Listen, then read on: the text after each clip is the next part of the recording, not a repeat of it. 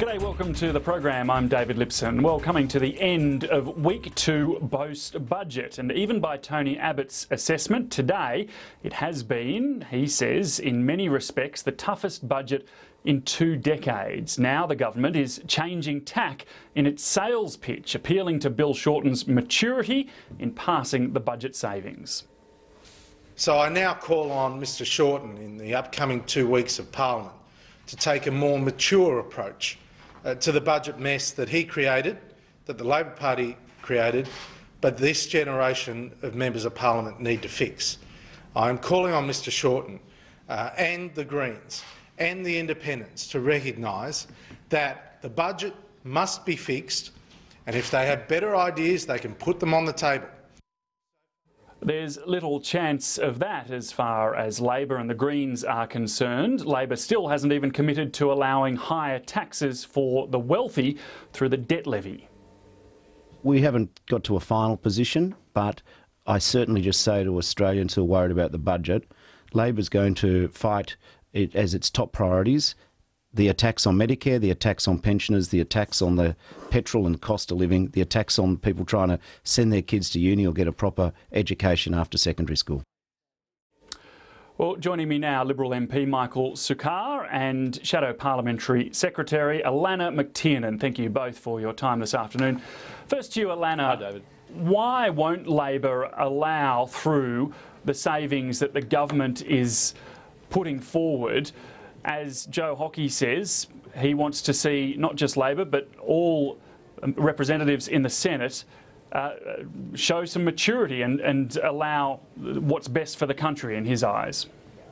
Well, first of all, we say that this is a faux budget emergency. On any analysis, Australia is not in a crisis point.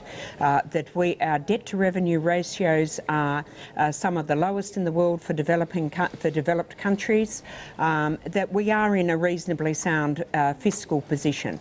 I mean, we all recognise that there's got to be constant adjustments being made, but there is no way that we are going to support Tony Abbott backtracking on all his election commitments, and more importantly, we are not going to support the undermining of these key parts of the Australian social contract. Universal healthcare. There is no way we are going to support the dismantling of universal healthcare. We are certainly not going to be supporting a collection of budget measures that disproportionately disadvantage those people in the lowest 20% of the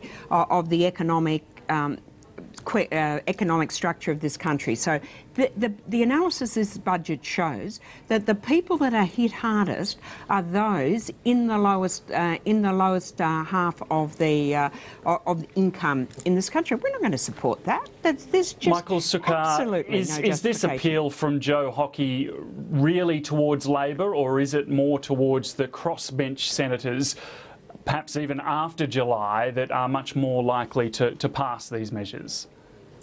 Well, I think Joe is really just trying to flush out the Labor Party in the sense that Alannah has confirmed that the Labor Party is in complete denial about the state of the budget, and until you can admit there's a problem, you have no hope of actually trying to repair it.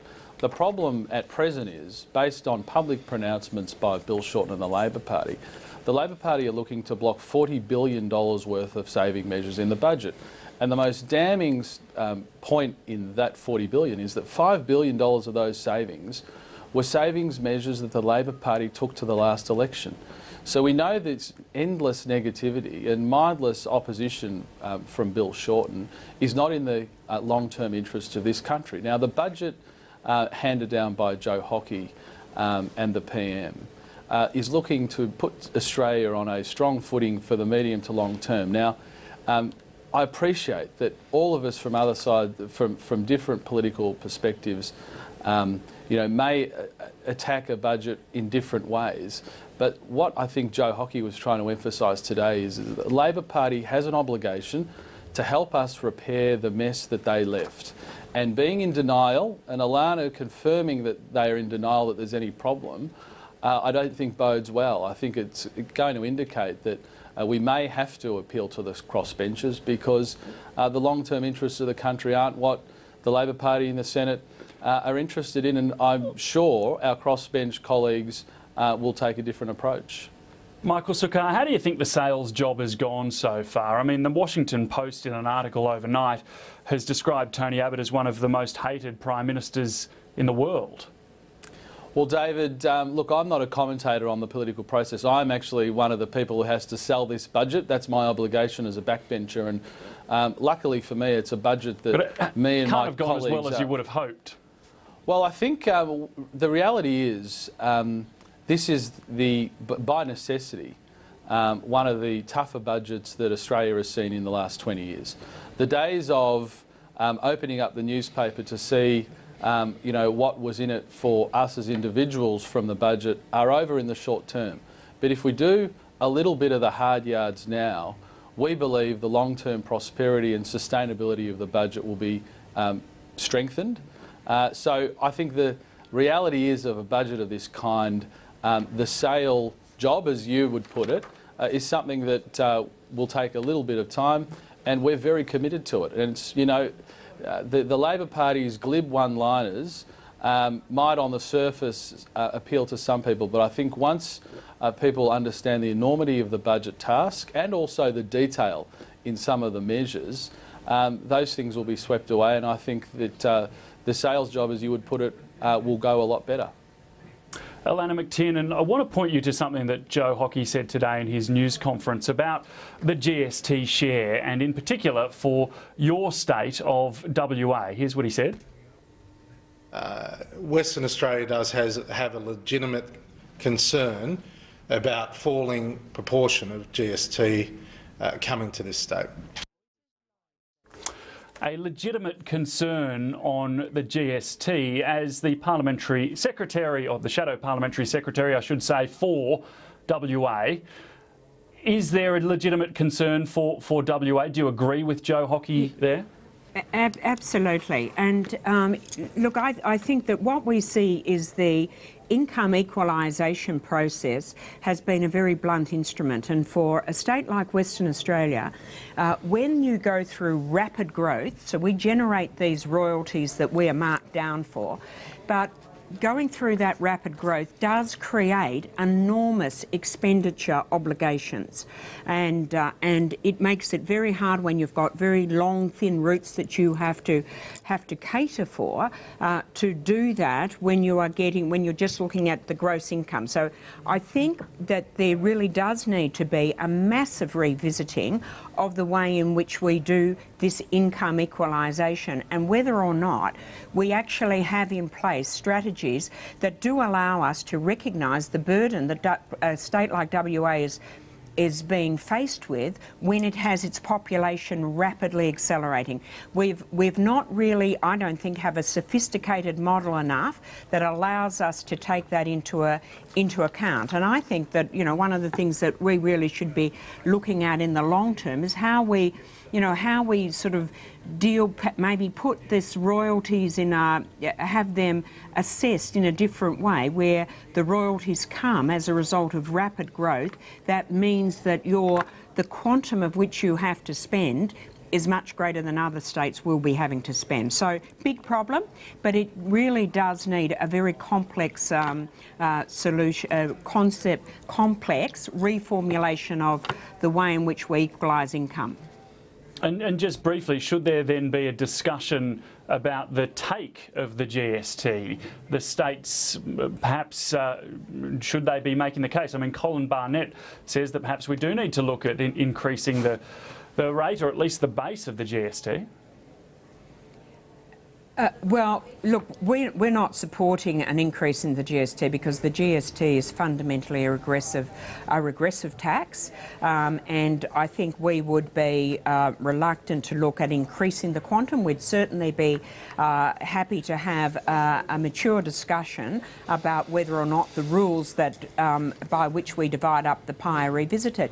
But I just want to say this about... Look, I just want to go to Michael Sukkar, because I've given you a good go. So I just want to go to Michael Sukkar on Joe Hockey's comments in regards to the GST, because yesterday Tony Abbott was making very clear while he was in Tasmania that there would be no changes to the GST. Now, Joe Hockey today, not in Tasmania, is saying, well, we need to look at the makeup. Well, look, I think though, those two perspectives are consistent in the sense that in some ways I'd echo what Alannah has said. There's nothing wrong with revisiting the methodology by which the GST is distributed between the states. Now, we're all parochial. I'm a parochial Victorian, and I obviously would like to see Victoria get as much as is humanly possible, and Alannah, as a Western Australian, would do the same as a Western Australian. But as a federal government, I think our obligation is to make sure that the system is consistently fair. Now, the GST has been in place for over a decade.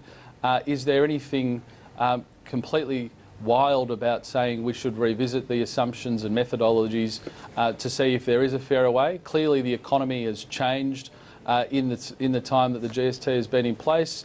Some of those structural changes in the economy that Alannah talked about, with a very big mining investment boom, which then puts pressure on a particular state government in that mining-rich state, were perhaps things that weren't exactly taken into account in a holistic way when the GST was put together. I think the distribution is something we should revisit on a regular basis to make sure it's fundamentally fair, ultimately. Now, on asylum seekers today, the opposition leader Bill Shorten was asked whether he would concede that the boats have stopped. This was the exchange on morning radio in Melbourne. You concede the boats have stopped? Well, what I concede is that this government has got an approach which is totally different in terms of its addiction to secrecy. Well, let's just wait and see how the rest of the policies are going. So you won't even concede that what was one of the key planks in voters abandoning support for Julia Gillard and Kevin Rudd, that's been well managed by Scott Morrison and Tony Abbott's government? I'm not going to give this government too much credit when I'm dealing with the implications of their budget. I'm sorry. Alannah, MacTiernan, it's been 5 months since there was a boat arrival on Australian shores. At what point will Labor say that the boats have stopped? Look, I think that it's pretty clear that there has been a massive reduction and, you'd have to say that that has been a successful part of the government's agenda. But I do want to point out that the key change, the fundamental change, was actually made in the last months of the Labor government. So that commitment that came at a political cost for Labor to set up the Nauru and Manus and to say that there was going to be no resettlement, that is actually the fundamental plank that has allowed this government to be successful. Michael Sukkar, in 20 seconds, just a final word. Well, look, I think I'm glad Alannah didn't go down the embarrassing path of Bill Shorten and has, in a sense, repudiated what Bill Shorten would not say, and that is this has been a great success of this government. And I sort of cringe when I see that footage of an opposition leader squirming and just not wanting to say the obvious. Yes, the policies that this government has put in place has stopped the boats. We've had no boats for over 5 months. And I think, credit to Alannah for just conceding that, and I think Bill Shorten should do the same. And I would also say, Michael Sukkar, we will have to leave it there. I'm sorry, we are out of time. Alannah MacTiernan as well. We do appreciate your comments today on